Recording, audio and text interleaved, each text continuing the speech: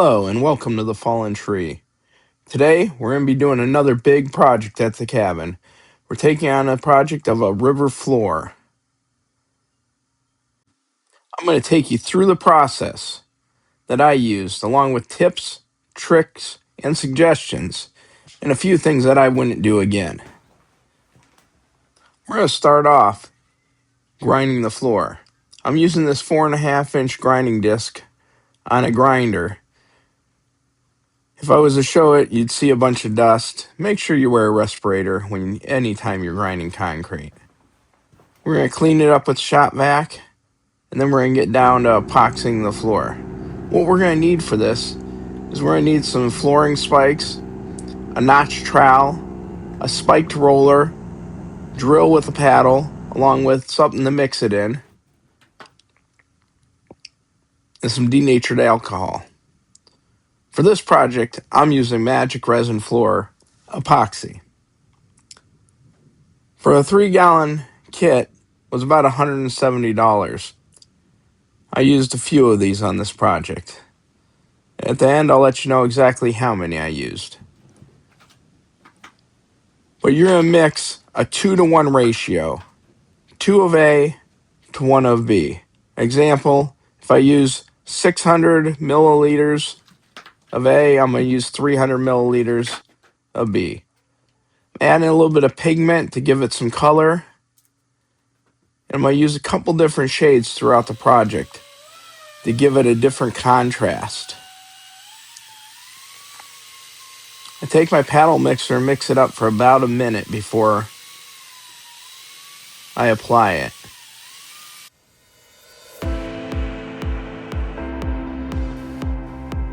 I'll start out with a base coat. You'll notice every coat I put on, I'll use a notch trowel to spread it. Then I'll go over it with a spiked roller to get rid of some bubbles. And then finally I'll spray it down with denatured alcohol. That will eliminate even more of the bubbles. On this initial coat, I'm using epoxy both to seal the concrete and as an adhesive for all my wood cookies that I made. If you're interested in seeing how I make the wood cookies, check out my video on that. In between coats, we're going to wait 4 to 10 hours. If we go over 10 hours, we're going to have to lightly sand with 220 sandpaper. So while we wait on this next coat, let me ask you to help me out and help my channel by liking, subscribing, sharing this video with a friend if you liked it. This will help the channel grow and help get great content out to people to help them in their projects. You see a hint of blue in the first layer. Then came the second layer. I put in a bulkhead because I want the water to flow over the edge and filled in the cracks in the cookies with a darker color to give a contrast. The blue's getting a little more prevalent, and you can see where I used some different shades of blue as I was rolling it out and pouring it. This is going to give it an effect to make it look like moving water.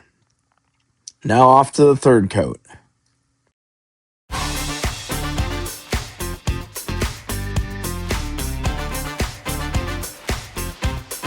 And if you have any questions, feel free to leave them in the comments section.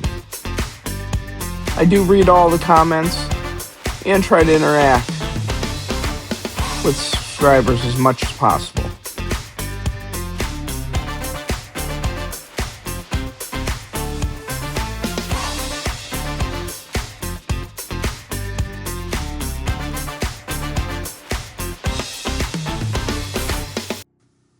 And now the colors are really starting to pop.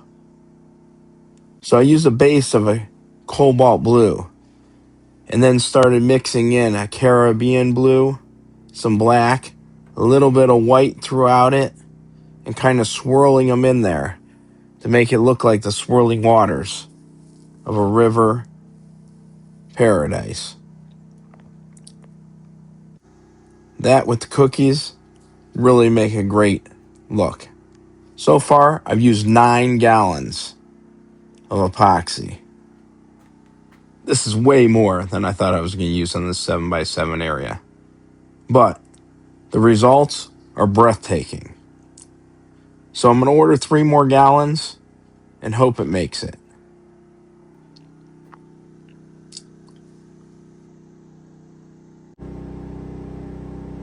Okay, so I've received more epoxy to get ready to do my final coats. So one thing I need to do is take some 220 sandpaper and lightly sand the entire surface. Another thing I have going on here is I have a couple spots like this wood right here. I don't know if we get it, but it's raised up just a little bit. Then I've got a few like right there. I got a little bit of a lip yet, and I think it's too much of a lip. I'm gonna take and sand this down to kind of meet the rest of the epoxy. I got another one back there where the floor was just a little bit higher. So I've got enough epoxy on the floor, but I'm gonna take and sand down a couple spots, and I'm gonna use this flap disc here. And I'm going to take a little bit of epoxy and reseal those. And tomorrow, I'm going to come out here and put on the final coats. Now you got some like pretty cool stuff going on in here. Like here, I don't know if you can see it, but we got like a spider. So it'll be like a spider in the water. And over here, I had like a butterfly or a moth land in the epoxy.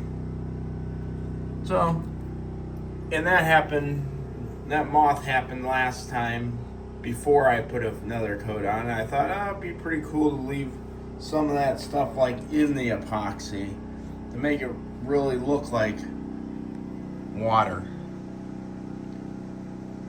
So I'm gonna go ahead and sand this down. Probably not gonna show that part.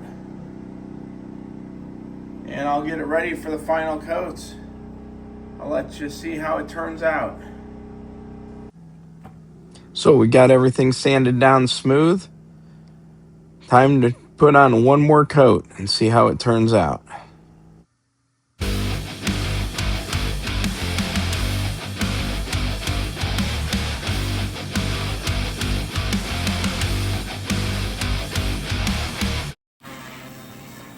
So next, I had to get rid of the hard edge and give a bull nose to this,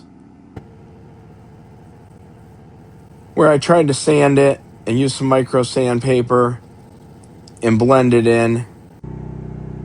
But this is where the learning curve came in. That didn't work, so then I tried a topping coat just on the front edge, and I ended up getting some grooves in it, trying to fill in some holes. And every time I did this, it just seemed to keep getting worse and worse. So I tried to do it again and use a squeegee, which was the end of a dustpan with a squeegee on it, trying to really smooth it, get rid of these grooves. And again, that didn't work.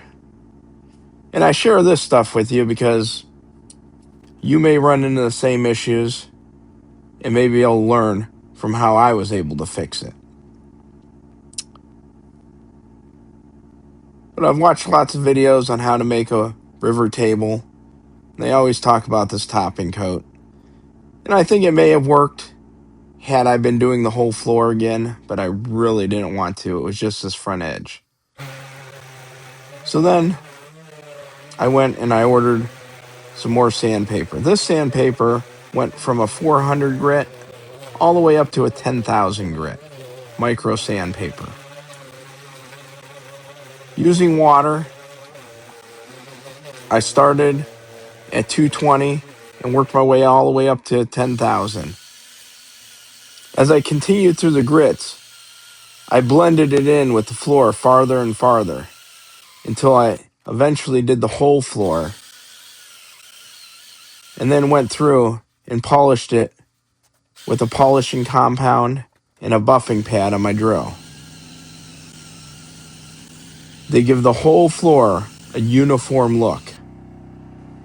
So here we are, 12 gallons of epoxy later, many hours, but we end up with this breathtaking river floor that showcases the wooden spiral staircase that we made in an earlier episode, which I'll put a link in the description if you're interested in seeing how we did that.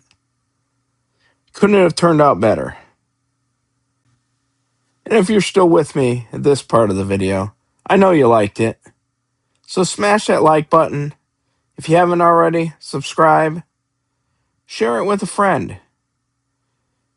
It will help the algorithm know that this was a helpful video, so we can share it with many, many more to come.